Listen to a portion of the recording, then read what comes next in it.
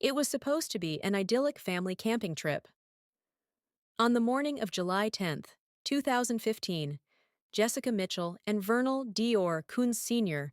drove up to Timber Creek Campground, a remote site nestled near the Salmon Chalice National Forest in Leadore, Idaho.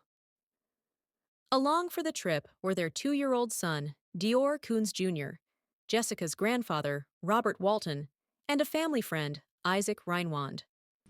The air was crisp, the forest serene, and the group seemed ready for a peaceful getaway. The morning passed uneventfully as they settled into the campsite. Little DeOrr toddled around, his bright personality bringing life to the quiet wilderness. The adults divided their time between setting up camp and exploring the nearby creek. According to Jessica and Vernal, they left DeOrr with Robert for just a few minutes while they went to look at the water. When they returned, their world was upended. DeOrr was gone. At first, it seemed impossible. The great-grandfather, sitting in his chair by the campsite, assumed the little boy had followed his parents. But the parents hadn't seen him either. Panic set in as they called out for him, their voices echoing into the dense woods. No answer. Desperation fueled their search. They scoured the area, peering into the creek and shouting into the trees. Nothing. They contacted authorities, and within hours, the quiet campground transformed into the epicenter of a massive search operation. Tracking dogs were brought in, along with divers to search the creek. Helicopters scanned the rugged terrain, and volunteers combed through miles of forest. Despite their efforts, there was no trace of DeOrr. No footprints, no clothing, no signs of struggle. It was as if the boy had vanished into thin air. As the days stretched into weeks, theories began to swirl. Did DeOrr wander off and fall prey to a wild animal? Could he have drowned in the creek, his body carried away by the current? Or was something more sinister at play? Attention soon turned to the adults at the campsite. Investigators found inconsistencies in Jessica and Vernal's accounts of the events leading up to DeOrr's disappearance. Both parents took polygraph tests, but the results were inconclusive, with hints of deception. Suspicion grew, though no evidence ever directly implicated them in their son's disappearance. Isaac Reinwand, the family friend, also became a person of interest. Known to be reclusive, his behavior during the investigation raised questions, but again, nothing concrete tied him to the case. Years passed, and the case grew colder.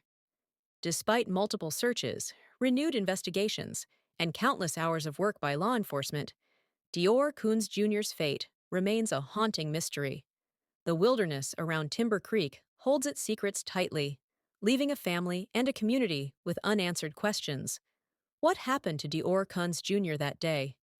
Did he wander too far, or was there something darker lurking in the shadows of the forest? 8 years later, the questions remain, a chilling reminder of how quickly a moment can change everything. If he was down there, like I said, I can't answer that. I don't, That's like I fine. said, I That's don't okay. remember everything. As far as I know, I thought baby DeOrr was still behind us and I was showing Jessica. Like when I went to go show them the fishing hole, like I went down there and showed Jessica where the fishing hole is, and I assumed that, DeOrr and his dad were right behind me. Okay. Or just behind us. It was taking them a little bit to catch up. Mm-hmm. And at what point did you and DeOrr Sr. and Jessica split up? They went somewhere else and you went somewhere, you said earlier, right? You came down the creek closer to the campground and left them up there? Yeah. And I so did. I don't know, it was like 5-10 minutes. I showed them, it must have been 5-10 minutes. Okay. After I did that, I walked towards camp, and I went to another fishing hole to fish.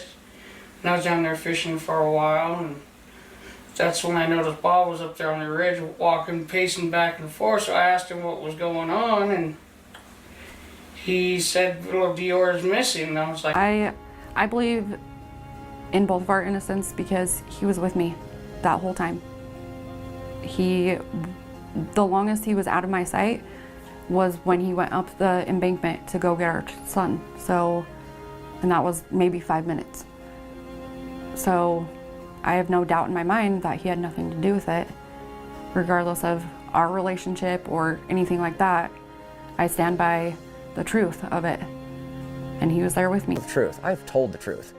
I have told the truth and told the truth, and I'm still, no matter what, I can't prove it. I can't prove that.